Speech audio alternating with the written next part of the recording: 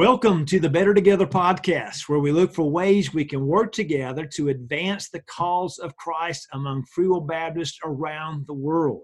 Today we have with us Mr. Todd Parrish. He is the Director of Church Relations for Welch College, and he is part of one of our One Conversations. And so if you'll pick up a copy of the latest One magazine or go online and take a look at that, you're going to see an article that he wrote some time ago called Through Stormy Waters. And so we're going to talk about that article a little bit today because it has a lot to do, I think, with some of the challenges we're facing right now in the United States and really throughout the world. So first of all, welcome, Todd. It's so good to have you here with us today, my friend. Well, thank you, Dr. Moody. It's a joy to be here, and it's a joy to have a chance to chat with you a little bit and just to share in these times we're going through about how God's grace is sufficient. It truly is, and thank you for writing this article. I was looking through it. I've read it some time back. You may not have seen this yet. This is one of the pictures that goes along with it. But you talk about how Free Will Baptist Bible College, then now Welch College, came into being. It really was not the best time to start a college, it sounds like. Tell our listeners a little bit about what was the situation like back in 1942 when Welch College, then Free Will Baptist Bible College, came into existence. Well, actually, to understand what they were facing in 1942, really you need to go back as far as 1910 when Free Will Baptist, a lot of our Free Will Baptists in the northern part of our country were absorbed into a merger with the Northern Baptist.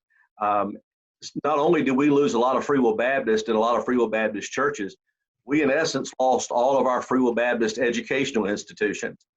And so when our denomination that we know today was formed in 1935, one of the first things that they did, and a lot of the effort was led by our namesake, Brother John L. Welch, was to form an education committee.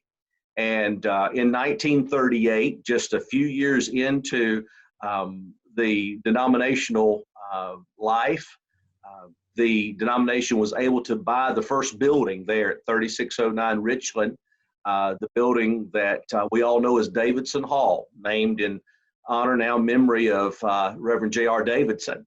And Dr. Welch, or Brother Welch, was very instrumental in that as well. And so that would be what would be the very first building, and for many years the only building of Free Will Baptist Bible College. That's where it would start and where it would continue for several years. And so it was an exciting opportunity just to do a little research for this article.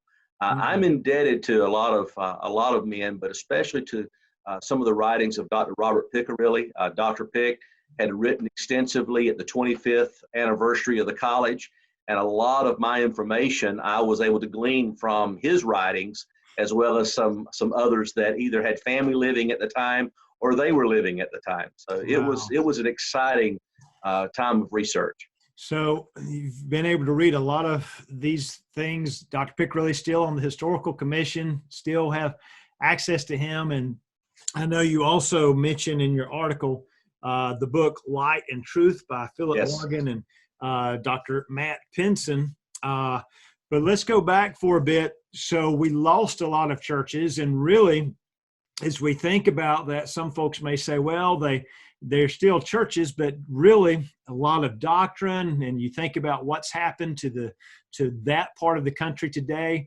Really, it was a terrible loss, not just for Free Will Baptists, but you could even say for the nation and even for the gospel's sake. So it sounds like our forefathers were like, we want to firm things up. That's when they ended up establishing us as a denomination and then setting up setting up our own institution. It's kind of interesting. They saw that as so important that they were starting it it was a difficult time, wasn't it? But they apparently thought, we've got to do this, and it was important to go ahead and do it then. Well, I think you had three forces coming together that basically were major obstacles in what God was getting ready to do and through Free Will Baptist. You had a country emerging out of the greatest depression it had ever faced. You also had a country that not only was emerging out of the depression, but now was embroiled in a worldwide war. And in the midst of all that, you had this young denomination in its infancy coming together. In a lot of places in the denomination at that time, there was an anti-education sentiment. And sadly, we're still facing a lot of that today in a lot of evangelical movements. Why train? Why train our young men and our young women? And so you had what was going on in the denomination, plus what was going on in the country and what was going on in the world. And those were formidable obstacles, but yet God had a plan. And we've seen the results of God's work for these last 78 years, that God's going to do exceeding abundantly above all that we ask or think if we'll just trust Him. And so that's I think the real heart of this story, what God did in 1942 to make Welch College what it is today, in spite of all the things going on. God can do that today in spite of all that we have going on. Yes. And so we think about the fall of 2020, and we're not faced spring of 2021 yet, but that's the school year you're going through now. Their fall of 1942, spring of 1943, what was it like there in what became Davidson Hall, what was then Free Will Baptist Bible College? What kind of interaction were they having, and who were some of the folks that were there at that time? Well, what was interesting, Dr. Moody, as I researched this, some of this I had heard through coming up at the college, going to college there, now working there. But I was shocked to learn, even though we all know that Dr. L.C. Johnson was selected to be the very first president, a lot of folk may not know that Dr. Johnson was tapped to do that in July of 1942. Now, the college would start in September. That's not even quite 2 months. And so here's this great man of God who's pastoring a church in South Georgia. God puts his hand upon him to go and start this college. And literally when he and Miss Johnson and their family pull up on Richland Avenue, the first day of September 1942, he did not know what he was going to find. They were literally stepping in faith. And when he pulled up on the property, there was a young, lanky fella from Southern Illinois sitting there on the steps. Would later learn, maybe looking back over his shoulder toward where Illinois was, maybe longing for home. But his sisters had brought him. His name was Paul Ketteman. He would be the first one of his family to go to college. He would be our first student. And I believe when Dr. Johnson pulled up and saw Brother Ketteman sitting there, I think he realized that God was going to work in this thing, and others would soon come. There would be about 10 students in that first class. They all met there in that one building in Davidson Hall. One floor was the Johnson family apartment. The top floor, I believe, was the girls' dorm, the dormitory rooms for the young ladies. The bottom floor was where all the classes were held, chapel was held, the dining area was. And then out back, right behind the building, kind of attached but separate, was the garage, basically. And they renovated that, and that was the guys' dorm. That's where the young men lived. And so they were all close-knit. Oh, and by the way, in that same building were the ladies that worked at the college and some of the ladies that taught and did other things there at the college. So they were kind of one tight, happy family in those early days. Wow. So it was a lot going on in that one particular building. And in your article, you talk about what it was you think that led them to be successful. So we've got the Great Depression coming out of that, middle of World War II. You write about one of the students, Brother Kronk, who future missionary, actually gets drafted, goes off and serves, and a lot of upheaval, but yet they were still successful. What is it that made them successful? Well, and that question is really what propelled me to write this article, because as I've walked the campus this fall, and I've seen the dedication of our young men and women coming at a time when many students are not coming to college, especially if it's away from home. in the middle of a worldwide pandemic. We're having, at the time I wrote the article, we did not know who our next president was going to be, and all the things going on in our nation. And then I got to thinking about that first group of men and women that came to Welch College that first year.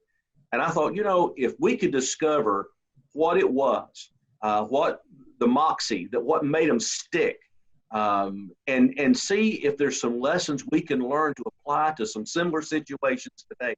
And basically, I saw that there were three.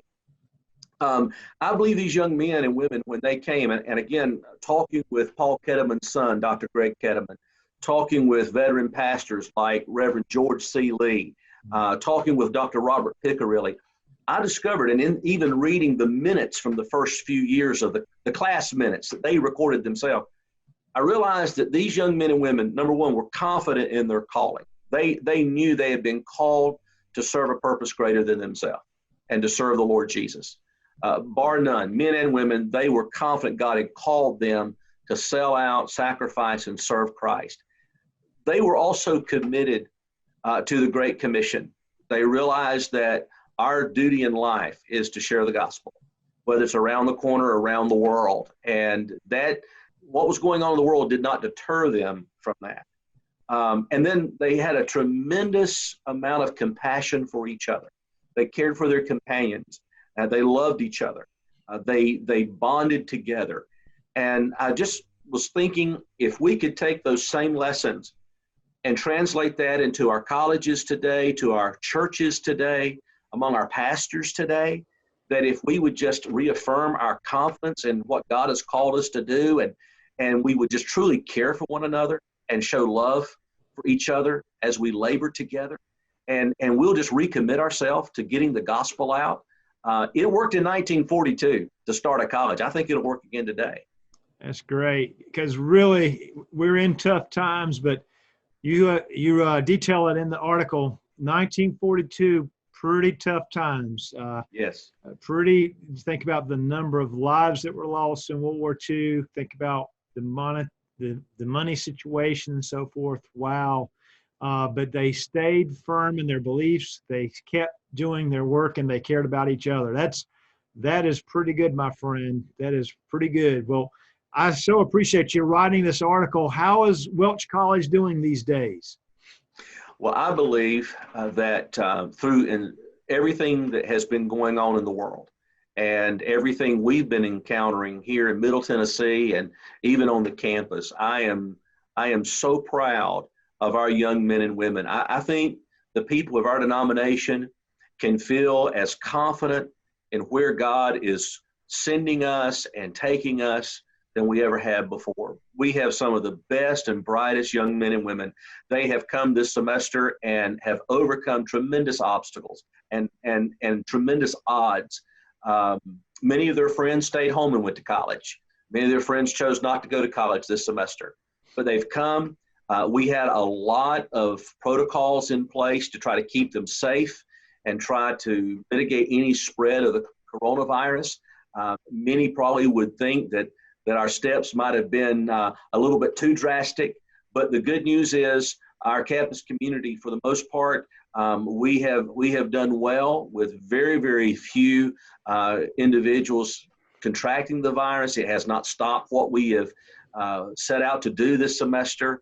God's Spirit has been there in just a mighty way. It has been a privilege and a joy to greet some guests when they've come on campus just to see the campus. We haven't had obviously many, but the ones that I have personally talked to have remarked about how they have sensed just the tremendous presence of the Lord as He has just made His presence known among us this semester. So, and we're very grateful that one of the reasons we can say that is because of our partners and our friends, those that financially give. We have seen people just sacrificially give of their prayers and of their finances this fall, and it has made a difference. The difference between making it and not making it, to be honest with you. Many of our students, if they have not had access to the gifts of our friends and our fellow Free Will Baptists, they would not have been able to come to school or stay in school. So in spite of it all, just like in 1942, God has dwelt within these halls, And we are just so thankful. Well, that is really exciting and real uplifting. And we encourage our listeners to think about what Brother Todd has shared with us today. Think about what you might be able to do. The offering for Welch College is coming up. Of course, you can give it anytime if you would like. And so we encourage you to look at that. If you don't give through your church, you could go to welch.edu, and there's ways to give there also. But as well, think about students that could go to Welch College, and we encourage you to ask them to take a look and to encourage them to go if God is calling them that direction. Thank you, my friend, for joining us today. Thank you so much. And let me just say, the young men and women in 1942 had no idea what life would look like in 2020. They sacrificed and they stood steadfast.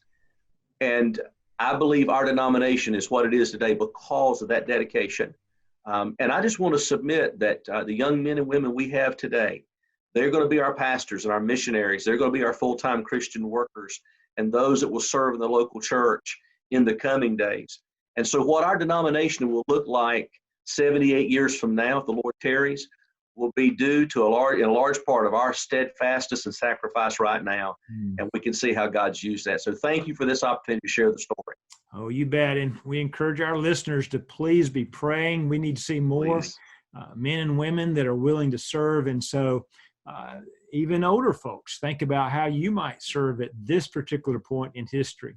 Thank you for listening to the Better Together podcast. And we encourage you, wherever you're listening, give us a review, share it on social media, like, subscribe.